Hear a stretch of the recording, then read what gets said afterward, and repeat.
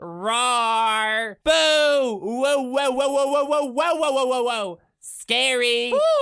He's scaring me! Pleasant! No food allowed to any of you! Let that be a lesson to you! And you! And two!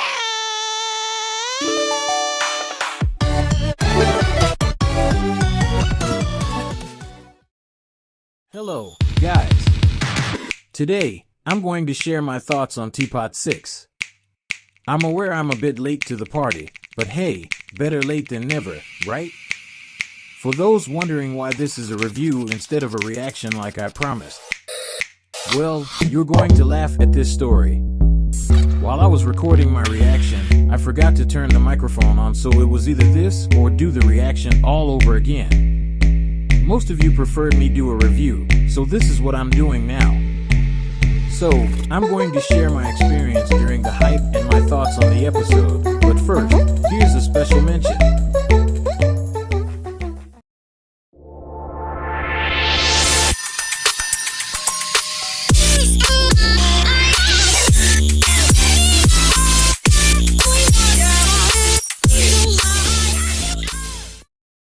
Not to worry, I'll bring Nickel back. Fear not, I lived! Hooray! But that's strange, my nickel recovery request is still processing. Nickel. Ugh, I feel like I just got hit by a wall. So, we are all familiar with the 2023 experience, right?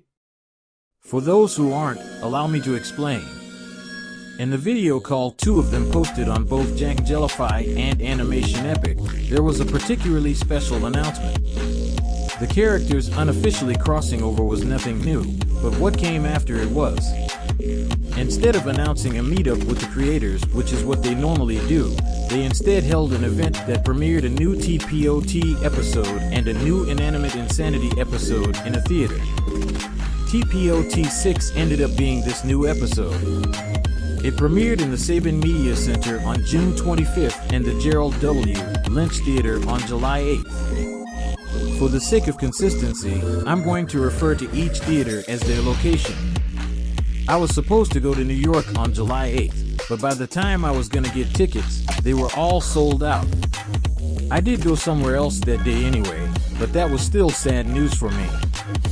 Okay, back to the context.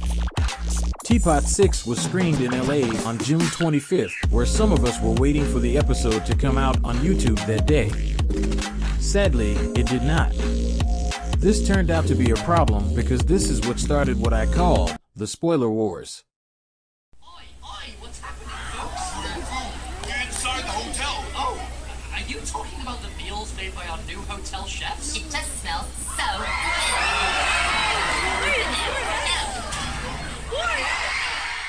They've came for us.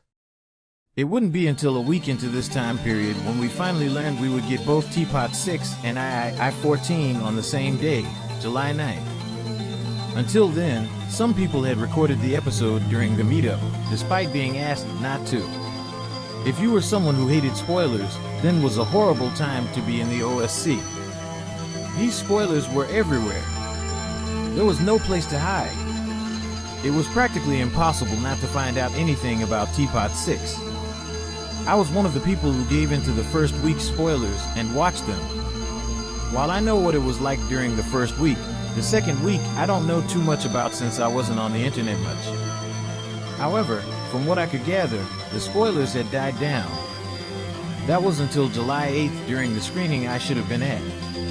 Longer and bigger spoilers were released. I managed to fight the urge not to watch them since TPOT 6 would be out in a day anyway. Those were the spoiler wars. Let me know in the comments if there were other things I forgot to mention. And while you're at it, you can tell me if you survived the wars knowing nothing about TPOT 6. Okay, now it's time for the actual review. So, the hype was insane. People looked forward to this episode for weeks. And now people were going into this episode with high expectations when TPOT 6 was finally posted on YouTube. Now I will answer the question on everyone's minds. Did it hold up? Out, get out. Not gonna lie, this episode was awesome.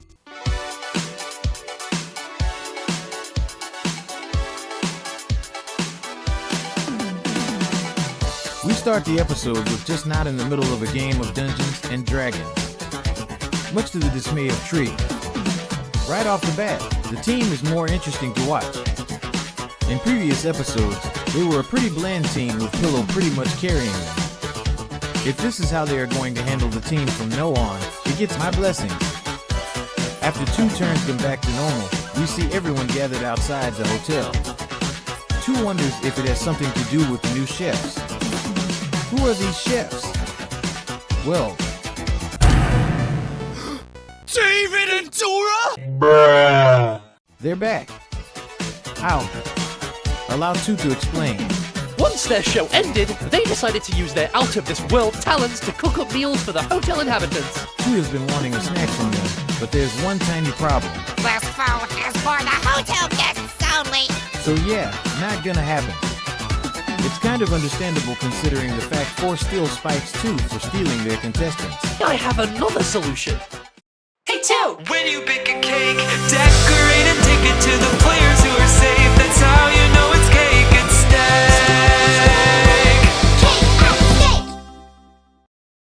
Oh no, it's the part we were all dreading, the elimination. What's clever about it this time round is that the cake was instead a folder containing a plan to get past 4 and X. However, some plans were better than others. That's creative. I ran out of ideas. For the sake of time, I will only go over the final 3 of each team. Oh, why did it have to be this way? I was hoping Belle might get out. It's honestly the best outcome, but she just had too many saviors. I like Eggy. I really do. But in my opinion, basketball is far too important to get out over her. Hate me in the comments all you want, but basketball had to survive. However, there's one part of the elimination that scares me. Bye, Eggy! Now, on Are You Okay? There was a vote battle between Eraser, Tennis Ball, and Fries. During this battle, I wanted Fries to be safe so badly. Since TPOT 5, the character has grown on me. He also has a really genuine friendship with Puffball I love to see. So when Fries was in the bottom 2, I was begging 2 to eliminate Tennis Ball, who I believe is worse. I'll elaborate more in another video. Well, TB fans will be happy because... Tennis Ball, with 4,788 votes, you are safe. Fries is out with 4,750 votes. Boo!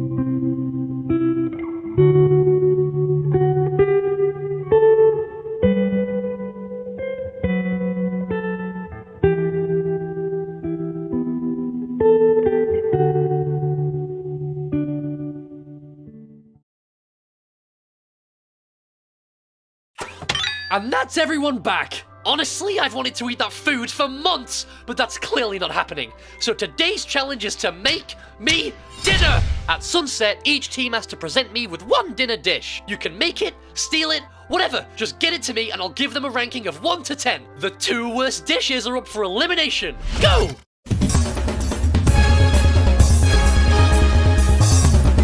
I decided I would start with the stupidest part first. I'm sorry, but at this point, I'm getting tired of Death Pact again trying to prevent death. They aren't really helping anybody. In this episode, they go into Gelatin's abandoned factory to look for some food.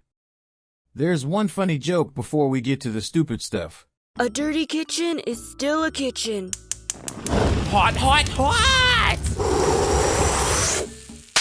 So Marker catches a fish that lightning threw. And then he cries over the fact that it's dead. In my opinion, this is just pushing it. To answer Black Hole's question, it's not wrong to use something if it's already dead. There was nothing they could do about it. Or so I thought. Mwah! We're so good at this death-preventing stuff, we're literally undoing deaths now. I feel like had Death Pact just done the challenge, they wouldn't be up for elimination a third time. They didn't need to be up for elimination again, no matter how hilarious it might be. Wait, the fish is alive? Ow! Everyone, help too! Finally! That took much longer than I expected. No! Phew. Finally out, again. But anyway, I don't appreciate being eaten by a fish, so that's a 2 out of 10 for your dish. I'm tired of some of my favorites being gone again. I guess I'm just gonna hope Tree and Lightning are safe. And that by some miracle, Black Hole gets out.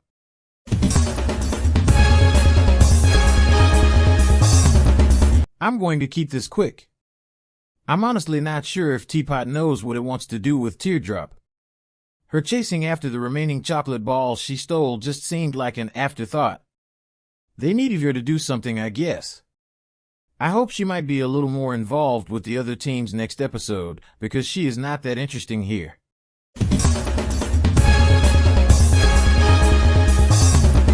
Golf Ball asks TV what kind of food they should get. TV suggests the Dreamberry, which is only found in Goiki. Do you remember that voice from BFB7 that was also used in TPOT 5? Well, it's still here. If this is a permanent change, I don't mind because it sounds cool. Some people were getting tired of him using BFDI clips to talk, which I could guess is much harder. So it's a win-win for everybody. Anyway, they get to Golf Ball's factory only to find bugs. TV reveals that the crag nearby is where the only remaining Dreamberry resides. After Penn forcibly shrinks the team down, Puffball reveals that she can help. Impossibly small. How on earth will we undo this? Well, I can still adjust my size. I can go find 2 to undo this. Then Golf Ball makes the worst mistake she could have at that moment. Finally, something useful for you to do. Go now. You know what? Never mind. Good luck. After a buggy encounter, the rest of Are You OK runs off with their Dreamberry and a chocolate ball. You'll notice that chocolate balls appear a lot this episode. They find refuge inside of Tree's head with yet another chocolate ball. Why is there another chocolate ball in here? What is going on? Little do they know that it makes him feel funny when they are in his head. You good, Tree? Yes, my head just feels yucky and weird. This would explain that scene from earlier. After calamity ensues, Tree finally shakes the team out. Then we see the scene we've wanted since Teapot 4. Puffball, I apologize for my behavior. You would have made things so much easier today. Thank you. Overall, this is nothing too special. The only really special scenes involved Puffball. However, it is a good watch, and in my opinion, it could be better, but it could be worse. My apologies for being so negative, guys. Even though Death Pact again was a huge problem, the other teams had very minor problems, and my review was based off of my enjoyment. I promise I have nothing but praise from here.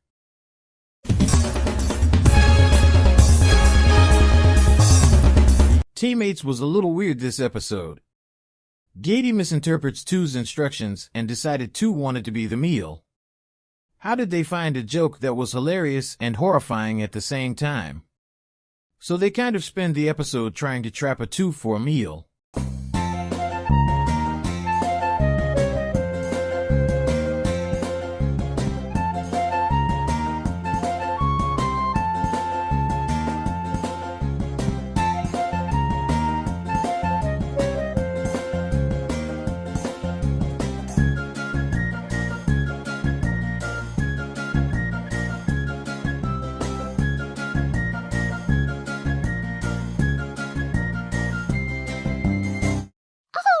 Last attempt. Hopefully this leaf trap works. If not, I'm out of ideas. Despite their crazy goal, luck seems to be their friend because it works out amazing for them. What's going on here? We made you dinner. A 2 sandwich. What?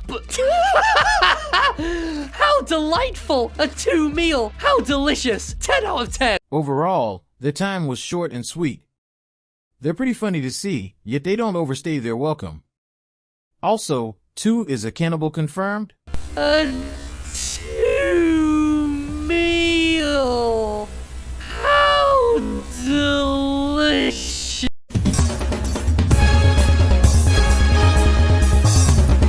The strongest team on Earth, in my opinion, had the second most exciting story.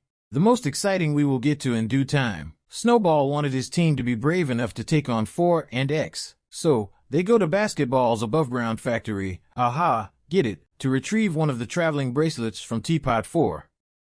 Unbeknownst to them, 4 followed them wondering what they were up to. Snowball goes to UL Land and eats a UL berry right before 4 bursts in. Luckily, the team hides behind Snowball and they can avoid 4's rays. It seems to be going well until 4 points this out. Still don't have a key, huh? And the only ones with keys are me and X. So, no point.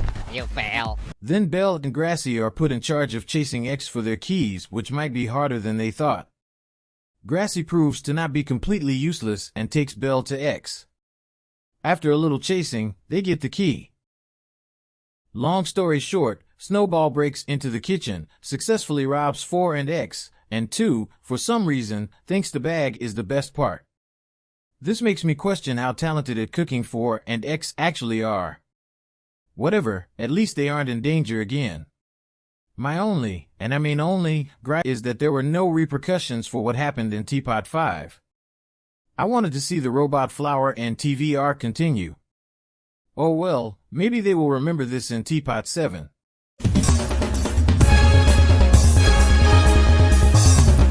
Could you believe that a team with Rocky in it had the funniest scenes? Yeah, there's gonna be Rocky hate in this video. Deal with it.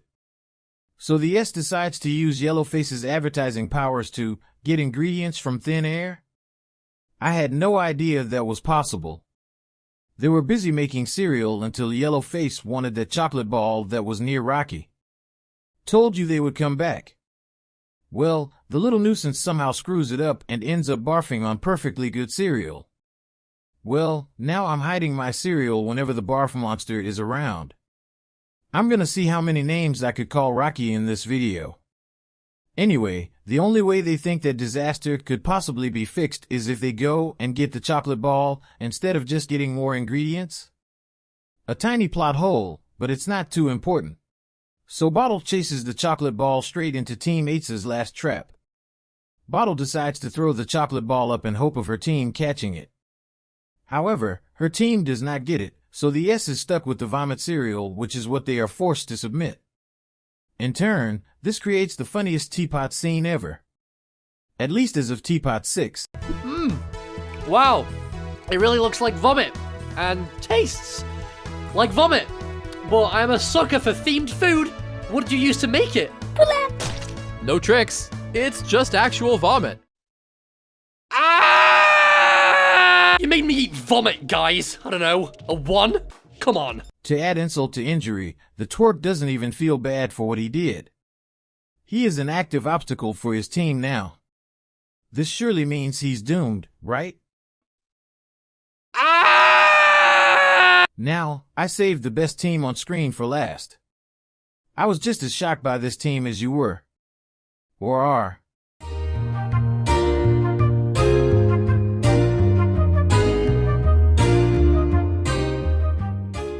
Book, feeling particularly brave after D&D, decides that slaying a dragon would make a good meal for 2. Cake approves of the idea, and then we go into song. Our heroes set off on a dragon's guild quest. They've got until dinner with no time to rest. This song you hear in the background was produced by Blund and sung by Webs for Evs. In my opinion, they did a phenomenal job. It's very well executed and very well written. This section of the episode feels bigger than life, almost as if it was made for theaters. Oh, and witty banter between the narrator and the contestants is always welcome. Team trek to the forest, no weapon in sight. They must climb that tall mountain or face quite the plight. I mean, Pillow easily took out the dragon last episode. We just figured... They'll climb that tall mountain mountain right now, like I said, and they'll do it without one more silly question. We may as well just do what they say. Seriously, I can't praise this song enough. It's pure gold. I also love how the team slowly gets tired of the narrator's foolishness, Nickel in particular. You see, this is a much more interesting Nickel. He fits a voice of reason role much better than what Jack and Jellify thought he was originally. Oobly goobly! I'm the one and only Nickel from BFDI, BFDIA, IDFB, BFB, and TPOT! Wowie kabowie, wowie, wowie! Well, holy roly poly my ravioli! Bloopy sloopy sloops! You will never be a boyanoceros! Dab on that! Point made? Good.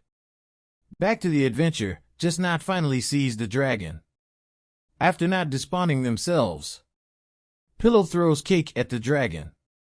If it worked once, it'll work again, right? Well, it actually does, because this causes the dragon to fall on the ground in pain. After Nickel stops her, Pillow finally lets Bommy play healer, and the dragon coughs up Cake's body and a chocolate ball. Not really what they had planned for dinner, but it's the best they could do. In the end, they just served Cake's dead corpse because Teardrop had to take back her chocolate ball. Pillow, the savage she is, manages to guilt trip 2 out of elimination. You can see why I like Just Not the Best. Now that I've reviewed every team, what are my thoughts on the episode?